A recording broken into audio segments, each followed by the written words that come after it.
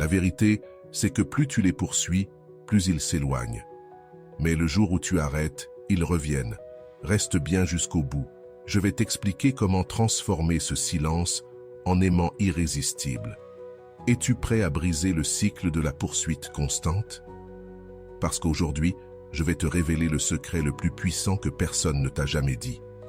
Arrêter de courir après quelqu'un est la seule manière sûre de le voir finir par te chercher. Oublie les supplications, les appels, les messages ou les explications qui ne font qu'épuiser ton âme. Le silence n'est pas vide. C'est une arme invisible qui met tout à ton avantage. Mais attention, peu savent réellement l'utiliser. Maîtriser cette stratégie demande du courage et un contrôle absolu. Si tu continues à t'accrocher, tu continueras à perdre. Veux-tu qu'on te cherche? Alors prépare-toi à comprendre pourquoi le silence est ton meilleur allié et comment le transformer en un aimant qui attire sans effort. Ce n'est pas un simple conseil.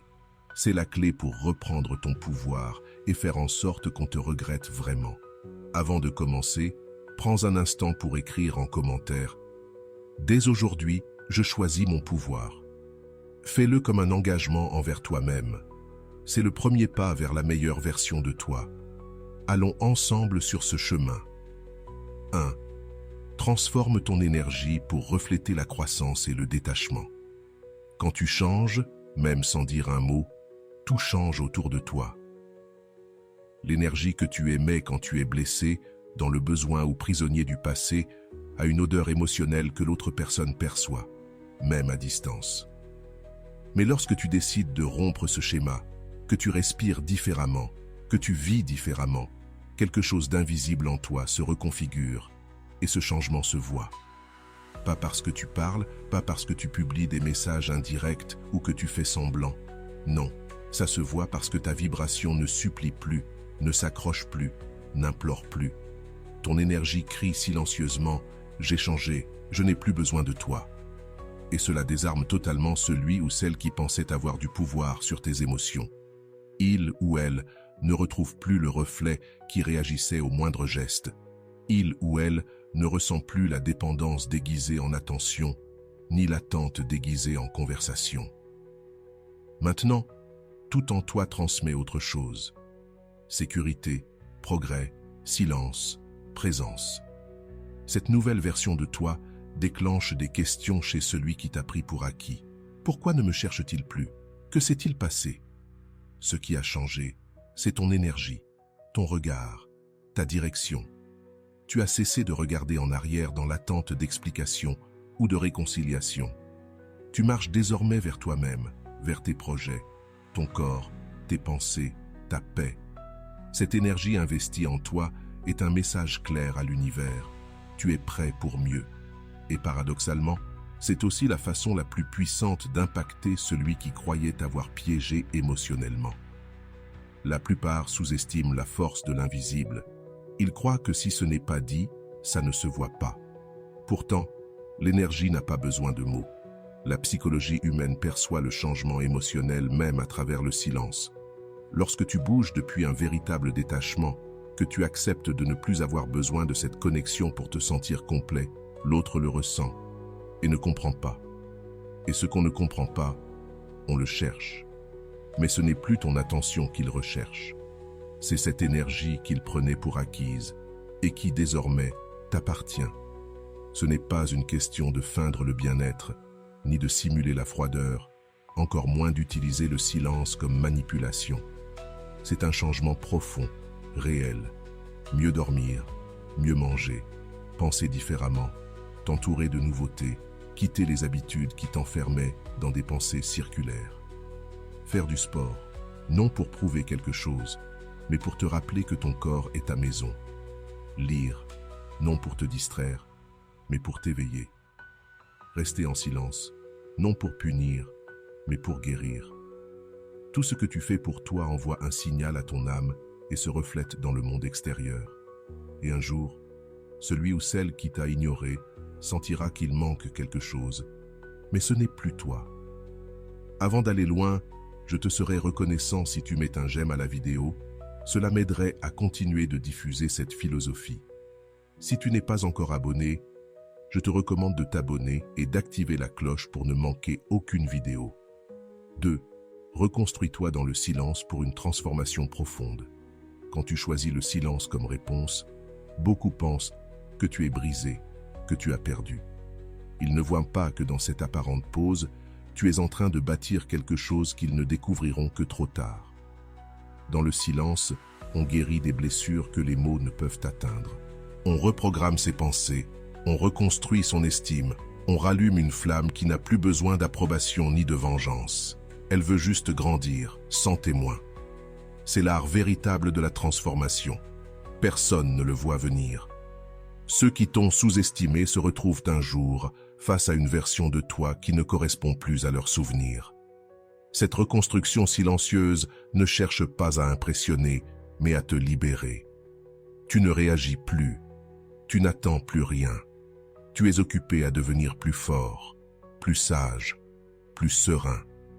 Ce changement n'est pas motivé par l'orgueil, mais par l'amour-propre. Et ce genre de changement ne fait pas de bruit. Il a de l'impact. La plupart veulent de montrer leur progression, chercher la validation extérieure. Pas toi. Tu as décidé que ta croissance ne serait pas un spectacle, mais une révolution silencieuse. Et c'est là la plus grande revanche. Car rien ne fait plus mal à celui qui voulait te voir faible que de te voir avancer, sourire, briller, sans un mot. Oui, le silence peut être inconfortable. Il t'oblige à affronter tes blessures, à revoir tes erreurs, à briser tes dépendances. Mais il te donne aussi les armes pour les changer, te façonner et te purifier. Et quand tu en sors, tu n'es plus le même, plus ferme, plus centré, plus clair. Un jour, sans t'y attendre, ils te chercheront à nouveau. Mais ils ne retrouveront plus la même personne. Ils verront quelqu'un qui se connaît, se respecte, se suffit.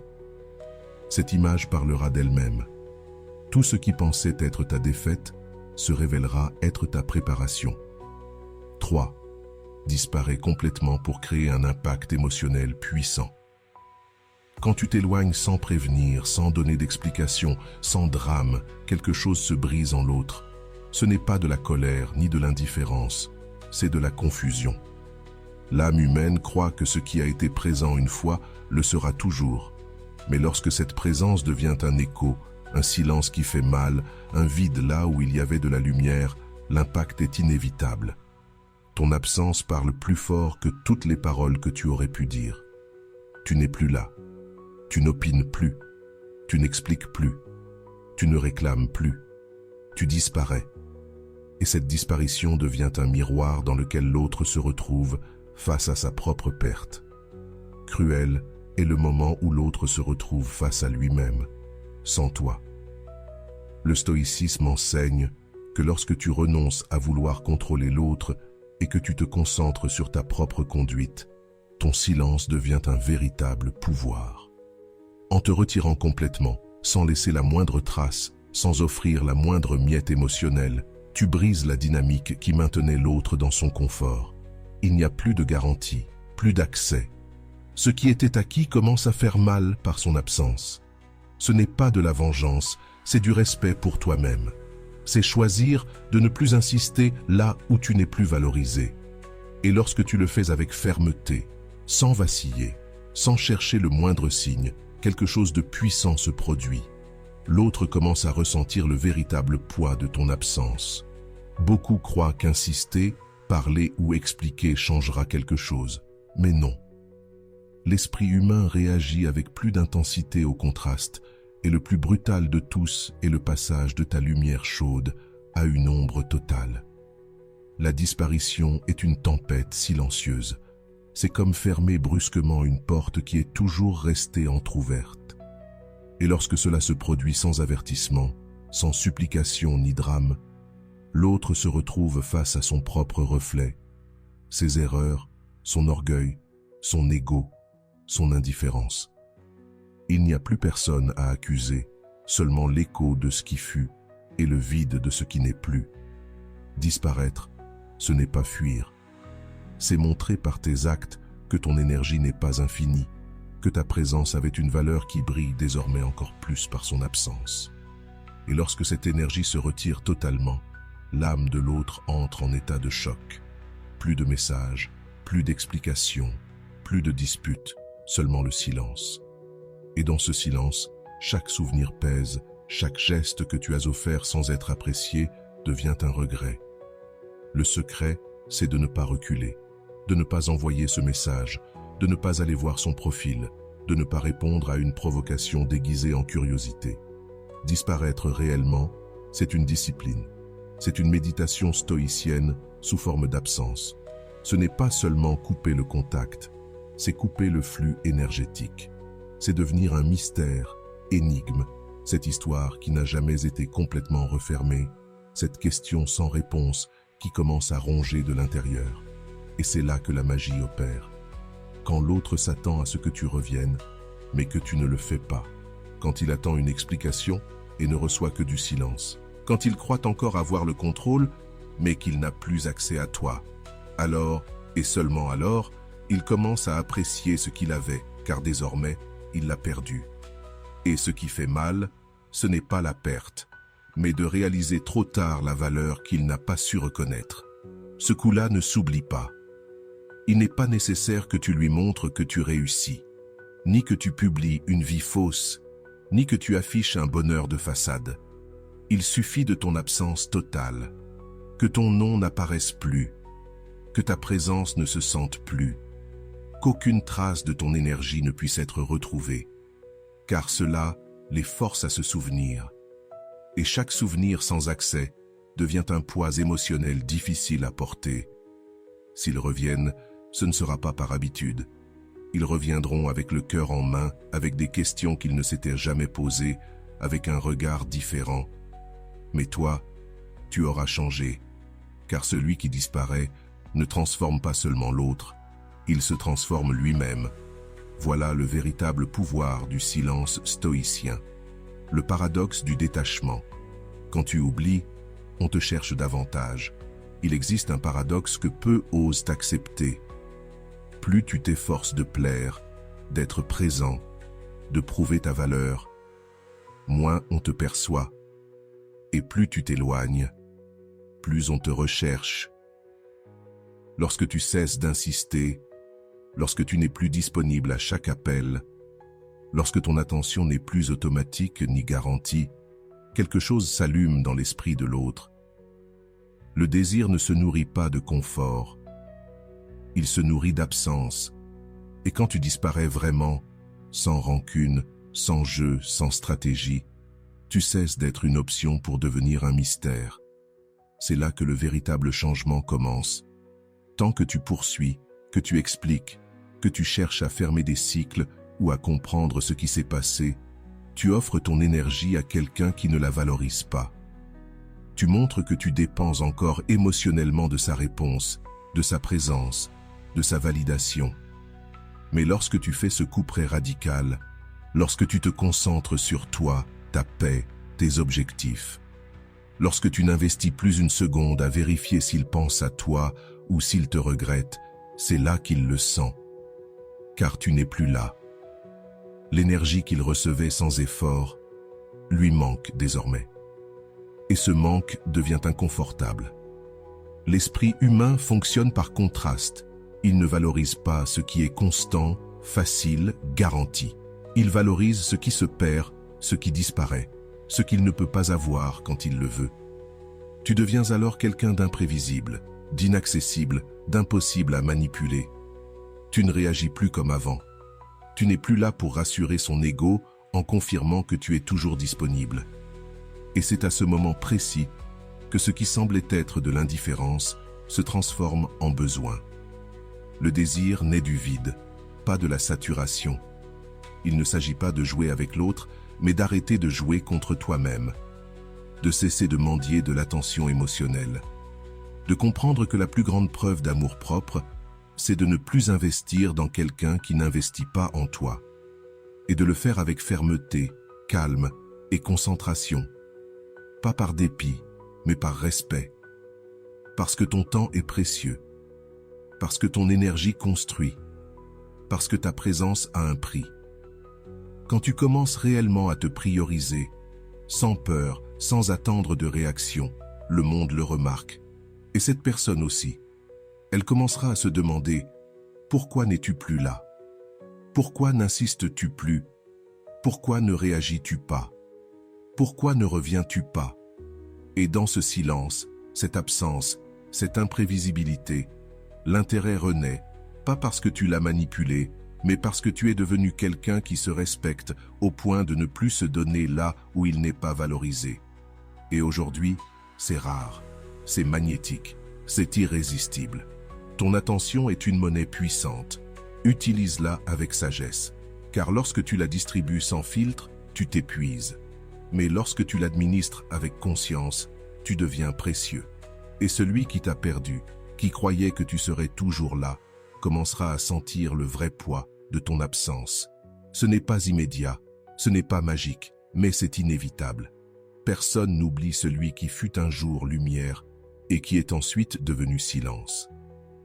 Le stoïcisme nous enseigne d'agir avec logique et non avec émotion, de ne pas nous attacher à ce que nous ne contrôlons pas, et que le véritable pouvoir réside dans la maîtrise de soi. Quand tu cesses de leur importer, c'est à ce moment-là qu'ils commencent à te chercher. Pas parce que tu es cruel, mais parce que tu es libre. Ne perds pas ton pouvoir lorsqu'ils reviennent, quand, enfin, ils reviennent. Quand ce message inattendu arrive, cet appel que tu espérais jadis mais qui désormais ne t'empêche plus de dormir, c'est là que commence la véritable épreuve. Car il ne s'agit pas de savoir s'ils reviennent ça, tôt ou tard, ça arrive. L'important, c'est de savoir comment tu réagis. Si, après tout ton processus de croissance, de détachement, de guérison, tu redonnes ton énergie aussi facilement qu'avant, tu n'as rien appris. Et eux non plus. Ils ne reviendront pas parce qu'ils te valorisent, mais parce qu'ils ressentent ton absence. Et ça, ce n'est pas suffisant. Celui qui revient doit prouver par ses actes qu'il a changé. Et toi, tu dois être prêt à l'exiger, avec calme, clarté et sans peur. Ne réponds pas impulsivement. Ne laisse pas l'émotion t'aveugler. Ne retombe pas dans l'erreur de confondre nostalgie et véritable connexion. Ton pouvoir ne réside pas dans une réponse rapide, ni dans la preuve que tu ressens encore quelque chose. Ton pouvoir est dans ta pause, dans ton silence stratégique, dans cette nouvelle sérénité que tu as construite en te perdant en toi-même et en t'y retrouvant. Car s'ils t'ont quitté lorsque tu étais disponible, constant, émotionnellement dévoué, ils doivent comprendre que cette version de toi n'existe plus. Maintenant, il y a des conditions. Maintenant, il y a des limites. Ton amour n'est plus inconditionnel. Il est conscient. Le poids de ton amour-propre est plus fort que n'importe quel souvenir partagé. Le retour de quelqu'un n'est pas toujours une preuve d'amour. Parfois, c'est juste une réaction au vide. Parfois, c'est une tentative de reprendre le contrôle. D'autres fois, ce n'est que de la curiosité. C'est pourquoi tu ne dois pas te laisser séduire par le premier geste, la première excuse ou le premier « j'ai pensé à toi ». Les mots pèsent peu quand, auparavant, ta présence a été ignorée. Ce qui compte, c'est ce qu'ils sont prêts à faire concrètement. Quelles actions montrent qu'ils reconnaissent le mal causé, qu'ils comprennent ta valeur et qu'ils sont prêts à regagner le droit d'être près de toi. Il ne s'agit pas de vengeance, mais de dignité. Il s'agit de ne pas revivre la même douleur en espérant des résultats différents. Si tu as déjà guéri, si tu t'es reconstruit intérieurement, ne mets pas tout cela en danger pour une émotion passagère. Respire, observe. Laisse le temps te montrer si leur retour est sincère ou s'il n'est que du bruit. Car celui qui veut vraiment rester ne s'offusquera pas si tu ne lui ouvres pas la porte immédiatement. Aujourd'hui, il y a des barrières, il y a un prix à payer. Et si cette personne est prête à payer ce prix avec engagement, cohérence et sincérité, alors et seulement alors, tu peux envisager d'ouvrir à nouveau. Pas avant. Et si, en posant tes limites, elle s'éloigne encore, laisse-la partir. Car tu n'auras rien perdu de précieux. Tu t'auras sauvé d'un cycle répétitif. Désormais, tu sais reconnaître les signes. Tu sais que celui qui t'aime vraiment ne te met pas en doute. ne te donne pas des miettes, ne joue pas avec ton processus. Il te regarde avec respect, avec patience, avec une intention claire. Et toi, depuis ta sérénité, tu peux décider si ce retour t'élève ou t'affaiblit, plus par désir, mais avec conscience. Le stoïcisme enseigne que tu ne dois pas laisser l'enthousiasme ou la douleur guider tes décisions. Ta stabilité émotionnelle doit rester entre tes mains, non dépendante des réactions des autres. C'est pourquoi, lorsque quelqu'un revient, ta meilleure réponse est le calme, non pas par froideur, mais par sagesse, parce que tu sais que ta paix vaut plus qu'une réconciliation mal construite.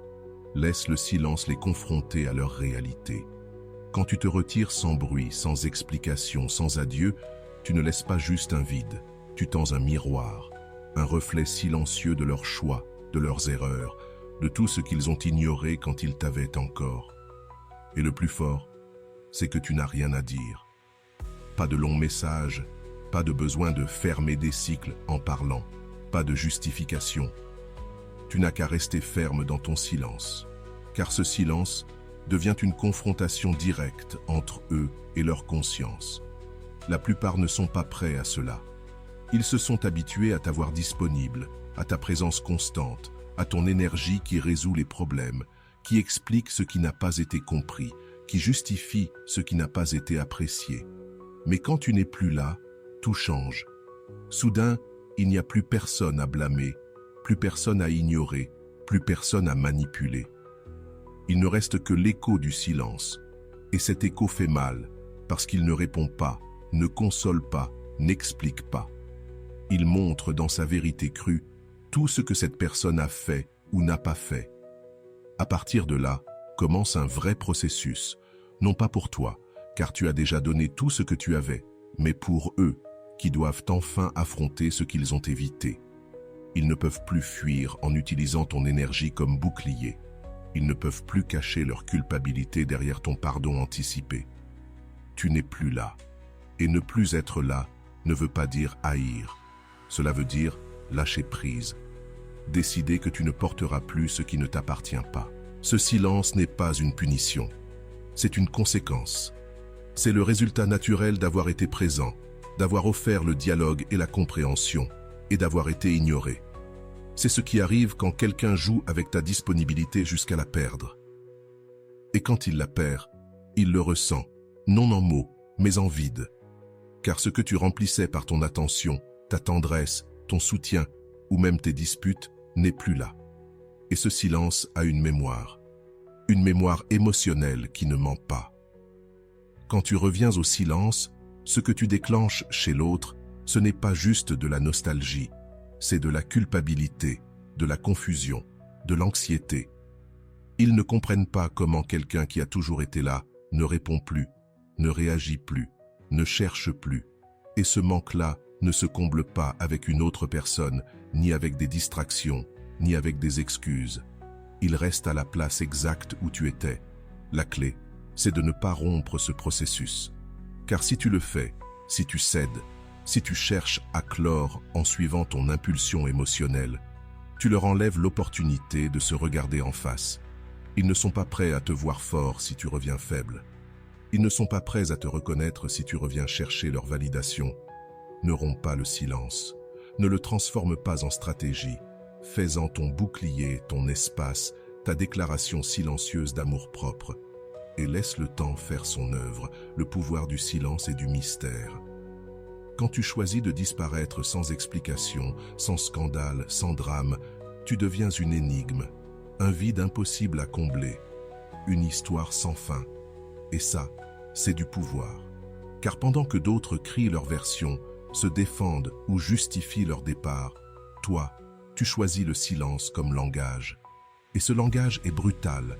Il active l'imagination de l'autre, car l'esprit humain ne supporte pas ce qu'il ne comprend pas, ce qu'il ne peut classer, ce qui n'a pas de fin claire.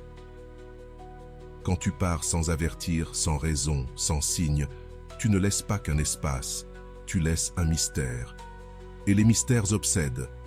Tu n'as pas besoin d'expliquer pourquoi tu es parti, pas besoin qu'ils sachent comment tu vas, pas besoin de prouver que tu as changé.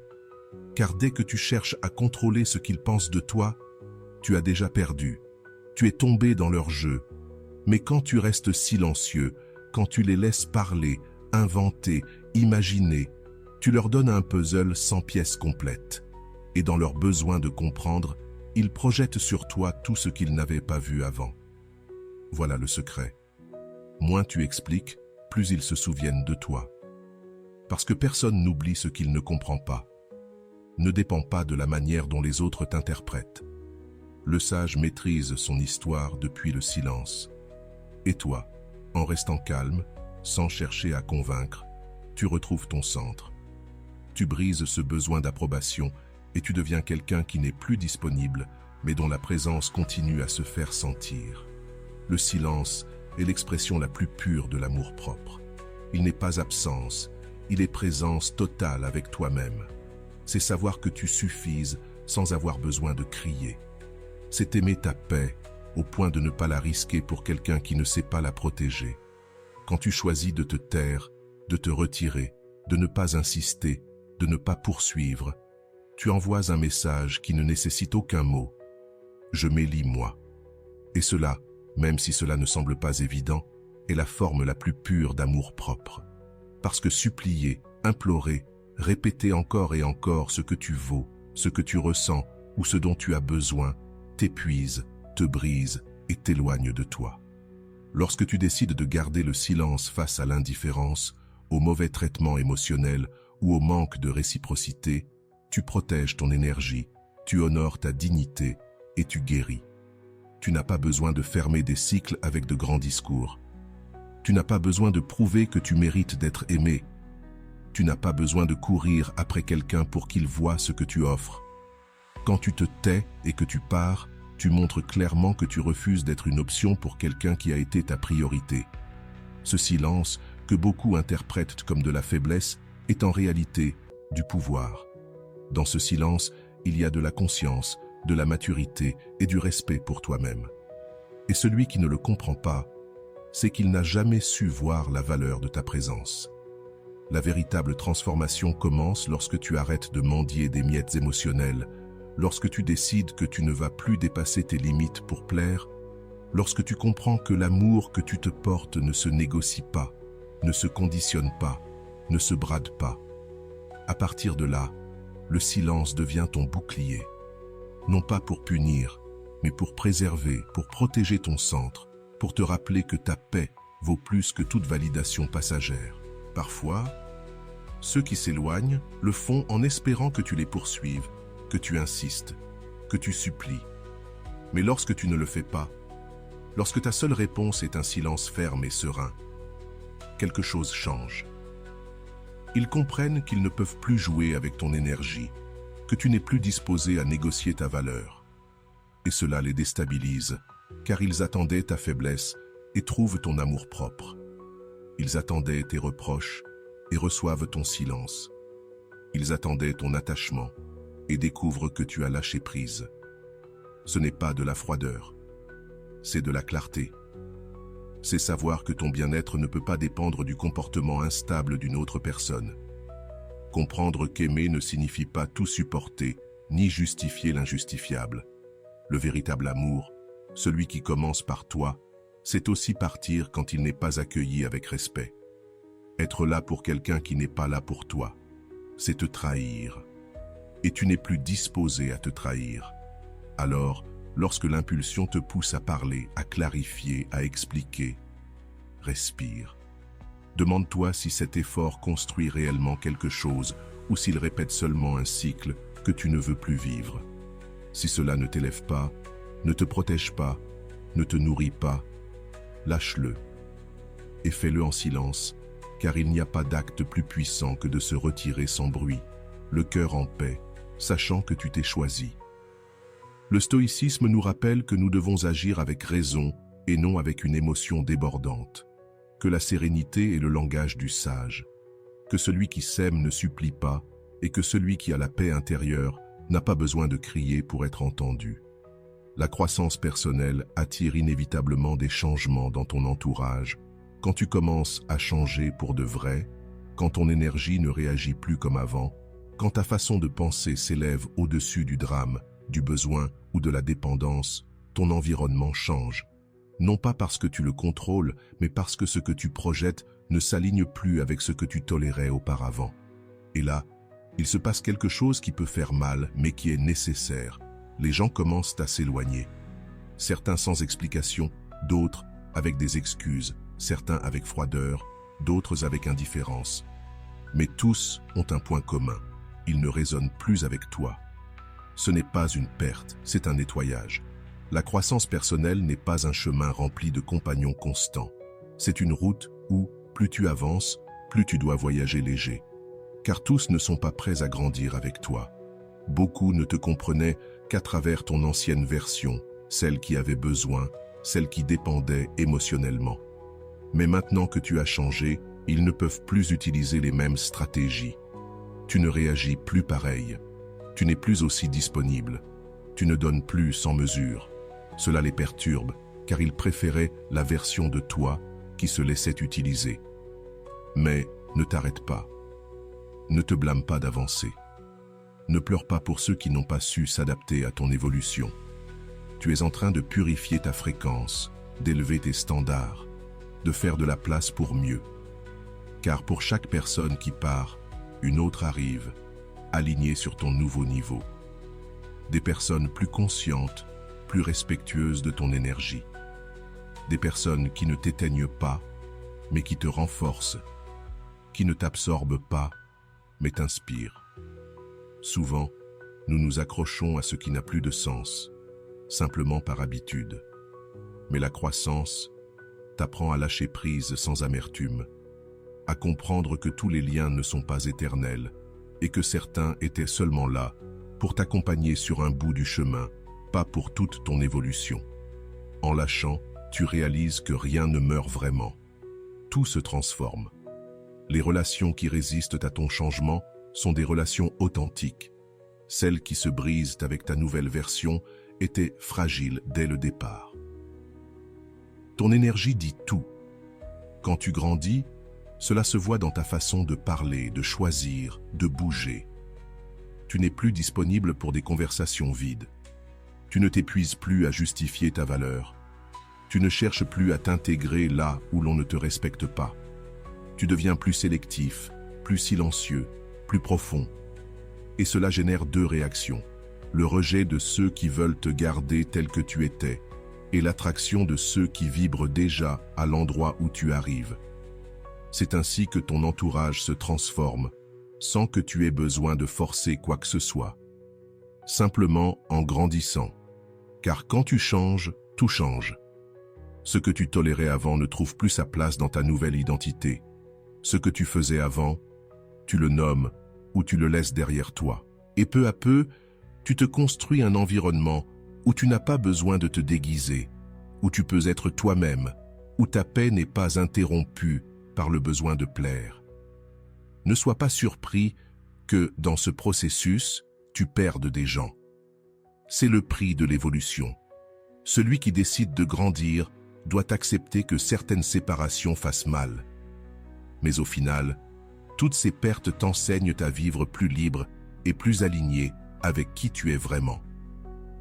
Ce qui est vrai ne disparaît pas lorsque tu t'améliores. Au contraire, cela reste et grandit avec toi. Le stoïcisme nous rappelle que nous ne devons pas résister aux changements inévitables, mais les accepter avec sagesse. La transformation personnelle entraîne naturellement une reconfiguration de notre environnement, car le sage sait que ce qui ne contribue pas à son bien-être doit partir, et que la paix intérieure n'est pas négociable. La vérité, c'est que l'indifférence est l'énergie la plus puissante que tu puisses émettre. Rien ne désarme plus quelqu'un qui a tenté de te manipuler que ton indifférence. Pas ta colère, pas tes larmes, pas tes explications, mais ton silence serein, ton regard neutre, ton énergie calme. L'indifférence n'est pas de la froideur, c'est de la force émotionnelle. C'est le résultat d'un affrontement avec la douleur, d'une guérison profonde de tes blessures et de la décision ferme de ne plus offrir tes réactions à ceux qui ne les méritent pas. Et lorsque tu atteins ce point, lorsque tu ne réagis plus comme avant, lorsque leur présence ne perturbe plus ton équilibre, ils le ressentent. Ils sentent qu'ils n'ont plus de pouvoir sur toi. Et cela les déstabilise. Ils étaient habitués à tes réactions, à ton impulsivité, à tes émotions, à ce que tu élèves la voix, que tu réclames, que tu demandes pourquoi. Mais lorsque soudain, il n'y a plus rien de tout cela, lorsque tu les regardes sans rancune, mais aussi sans intérêt, leur ego se brise. Parce que l'ego a besoin de se sentir important, même comme ennemi. Mais toi, tu ne leur offres même plus ce privilège. Tu ne leur accordes plus la moindre place dans ton esprit. Tu ne leur dois plus rien. Et cela, même si ça paraît petit, est une immense forme de pouvoir. L'indifférence consciente ne signifie pas ignorer par colère. Cela signifie avoir tellement lâché prise, avoir tellement nettoyé ton intérieur, qu'il ne reste plus rien à protéger, rien à réclamer, rien à attendre. Tu as compris que ton énergie vaut trop pour être gaspillée à réagir à des provocations vides. Tu as compris que celui qui te fait souffrir ne mérite pas d'être au centre de ta journée. C'est pour cela que tu choisis de ne pas répondre, de ne pas chercher, de ne pas tomber dans le piège. Et dans cette calme maîtrise, ton pouvoir se multiplie. Ils le remarquent, non pas parce que tu leur dis, mais parce qu'ils ne ressentent plus ton attention. Et l'attention est une forme de nourriture émotionnelle. Quand tu étais là, même en colère ou blessé, ils savaient que tu étais toujours connecté. Mais lorsque tu n'es plus là, lorsque tu ne poses plus de questions, lorsque tu ne cherches plus à savoir, quelque chose s'active en eux. L'insécurité, le vide, le besoin de récupérer un contrôle qui leur échappe désormais. Parce que toi, tu n'es plus disponible. Et il n'y a rien de plus attirant qu'une personne qui n'a pas besoin de prouver qu'elle a guéri, car son indifférence parle pour elle. Ce n'est pas une question de paraître, mais de cohérence. Si tu as compris que cette personne ne savait pas te valoriser, pourquoi gaspiller encore tes mots? Si tu as vu comment elle t'a ignoré alors que tu étais le plus présent, pourquoi retourner frapper à cette porte? Le silence n'est pas une stratégie, c'est une conséquence. Et l'indifférence n'est pas du mépris, c'est une libération. C'est vivre sans ressentiment, mais aussi sans illusion. C'est savoir que tu peux être proche sans dépendre, que tu peux croiser cette personne sans trembler, que tu peux te souvenir sans vouloir revenir. Cette attitude neutre, cette présence solide qui n'a pas besoin de bruit, commence à se refléter dans tout ce que tu fais, dans ta façon de parler, de marcher, de regarder. Tu ne cherches plus l'attention, tu es concentré sur toi, sur ta paix, sur tes objectifs, sur ton énergie. Et sans que tu t'en rendes compte, cela change toute la dynamique. L'autre commence à douter, à se demander s'il t'a perdu pour toujours, si quelqu'un d'autre a pris sa place, si ce silence est réel ou joué. Mais toi, tu ne réponds pas, tu n'expliques pas, tu ne poursuis pas. Et dans cette absence de réaction, toutes les réponses sont déjà là. Le stoïcisme enseigne que celui qui maîtrise ses réactions maîtrise sa vie, et qu'il n'existe pas de force plus grande que la sérénité face au chaos. En pratiquant l'indifférence consciente, tu deviens inébranlable, car il n'est pas nécessaire qu'on te craigne, il faut qu'on te respecte. Et le respect ne se demande pas, il se dégage. Si tu es arrivé jusqu'ici, permets-moi de te remercier profondément pour ton temps et ton attention consacrés à cette vidéo. Avant de partir, abonne-toi à la chaîne si ce n'est pas encore fait. Je te laisse ici 2 vidéos qui pourraient t'intéresser. Prends soin de toi et à bientôt.